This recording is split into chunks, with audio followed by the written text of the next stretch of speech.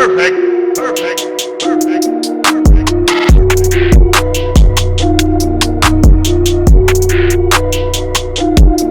The Philadelphia 76ers fall 137 to 106 against the Miami Heat on a Monday night on the road the day after the Super Bowl took place in Miami.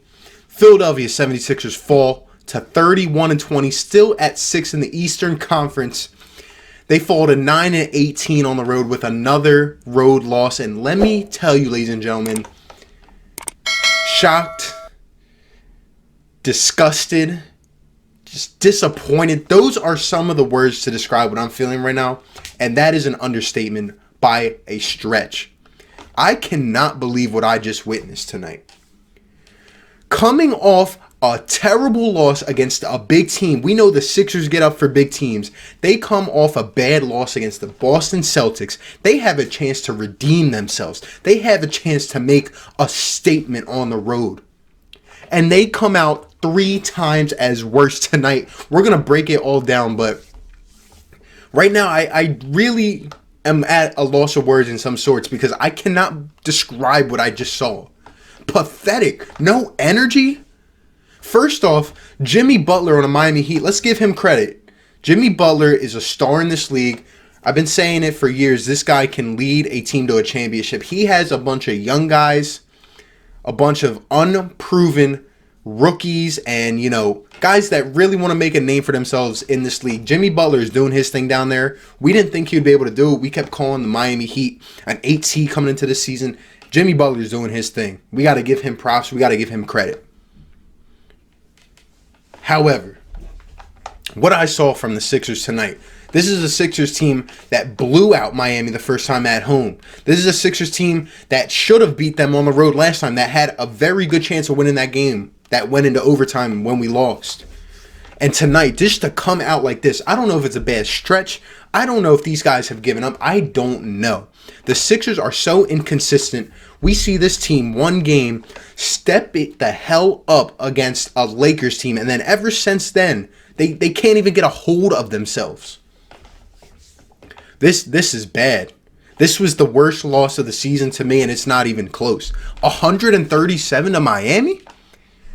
No freaking energy. Nobody stepping up. Where do we start? All right, we'll go with Ben. We'll go with the bright spot of the team, if you want to say it was a bright spot. Joel Embiid, 9 for 14, 29 points.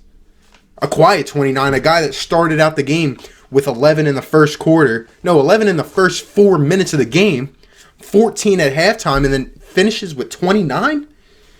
Not cutting it. But he was the best guy on the team, and he was a minus 16. Joe played all right tonight, even though he was, out there bruising his hand. Couldn't play a lick of defense. He looks too slow, out of shape. He's still eating Chick-fil-A sandwiches for lunch. I don't know. 33 minutes for Embiid. He was the only guy that contributed tonight. We'll go to Ben Simmons next. Ben Simmons, 4 for 7 in this game? You took 7 shots. Ben Simmons, all I do is see on the television how much he's improved, and the last 10 to 15 game stretch, he's been out of his mind.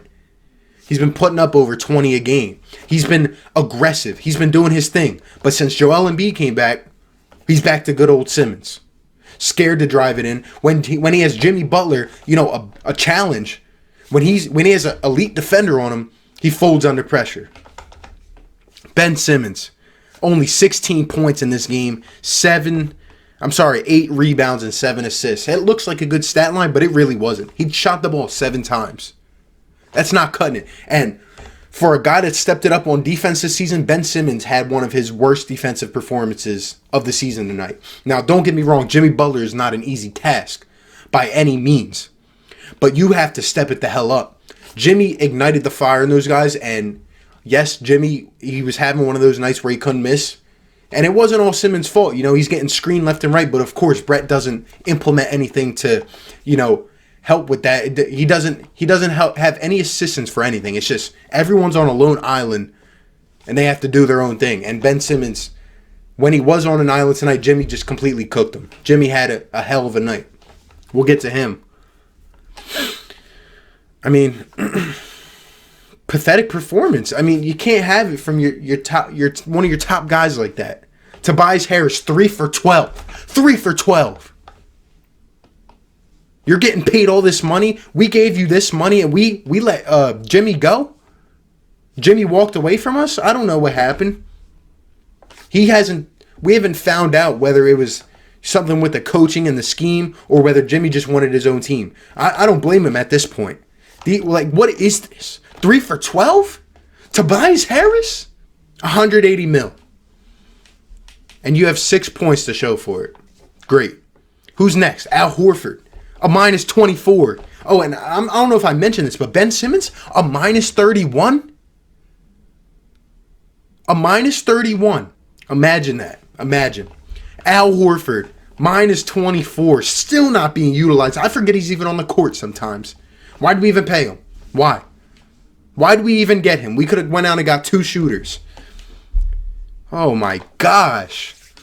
Shake Milton didn't really do anything. 11 points, a minus 23.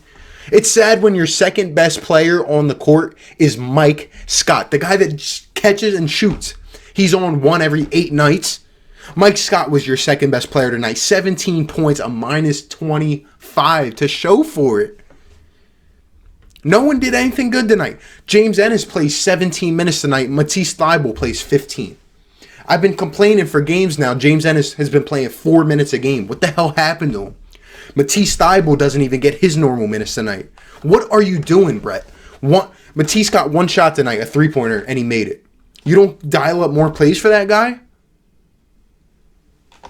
This is sick. Korkmaz, 2 for 8. 6 points. Mike Scott was your second best player on the court tonight, and he had 17 off the bench. And those were just standalone threes. I'll tell you guys something. If these coaches see what Eric Spoelstra did to the Sixers tonight, this game actually was close throughout the first half. We were going toe for toe. Even with Jimmy going off like he was, we were toe for toe. And Eric Spoelstra switched to a zone defense. Now, this has been happening more and more against the Sixers, but they stuck with it the rest of the game. And the Sixers, they were on locks for the rest of the game. I never have seen a zone executed as flawlessly against the Sixers. We couldn't even put a shot up, and we couldn't make any shots. Mike Scott was the only one that could make a 3. It was like we would come down the court, and I knew it to myself. It was either we hit a deep contested 3 or we're not getting anything. I've never seen Brett get outcoached and make no adjustments like he did tonight. That was awful. We're going to get into Brett in just a second, but that was awful, Brett. You're sitting over there talking to yourself on the bench. We're coming down. We're trying to swing it around the perimeter, and no one can get open. They play the zone defense on us because they're guarding 4 people, essentially. Ben Simmons can't shoot. Embiid can barely shoot, so they're pretty much guarding 3. That was sad, what I just saw tonight. No screens are being set, no off balls, no disruption, nothing. It's just everyone's on their own island. There's no, like I said, like I've been saying, there is no discipline on this team. Everyone does what they want to do. Brett Brown is not a coach. Brett Brown is a friend of the players, essentially. He's just there to, I guess, look cool or, I don't know, say hi. Brett Brown is not coaching this team. Guys aren't being put in the right positions. Guys on this team have talent. And I know that for a fact. But he's not doing anything. He's not getting the job done. There's nothing. We go out and we play a terrible game against the Boston Celtics, and not only does nothing switch up, it gets worse. I told you, I thought this team would be able to get up for a game like this. This team all year has gotten up for the big games, and they can't handle the easy ones. Well, now this is 2 in a row where the Sixers cannot get up against a good opponent. This is worrisome now. A couple more of these, and I'm going to say right here, and listen carefully, Brett Brown will not be the coach of the Sixers if we see this a couple more times going forward. We got the Bucks next. If this were to happen again, let's be honest here. If the Heat, Jimmy Butler scored 38 in 29 minutes. 29 minutes. He barely even played the fourth quarter. And they put their garbage players in at the end. Goran Dragic, what did he have? 20-something? 24 off the bench. The guy's 33, taking a bench role this year. He turned the clock back 12 years. You're letting guys like this just get open shots and do whatever the heck they want on you. Wow. If the Miami Heat didn't take out their starters at pretty much the beginning of the fourth quarter, they would have won this game by 45 points. And I'm just saying. Where was the enthusiasm? Like, did this team even know that they had a game tonight? They just showed up. Did they have a Super Bowl hangover? Wow. The Miami Heat put up 41 in the third and 40 in the fourth. I'm telling you, this game was close for the first half. The Sixers were down 5 at halftime. And then it just lost it. Embiid played well tonight, but where'd he go in the second half? No one else to compliment him? Miami makes adjustments. They switched to that zone defense, and the Sixers could not hit a lick after that. It's scary. If more teams start to do this against the Sixers, we're screwed. It just leaves a sour taste in my mouth. Like, I've never...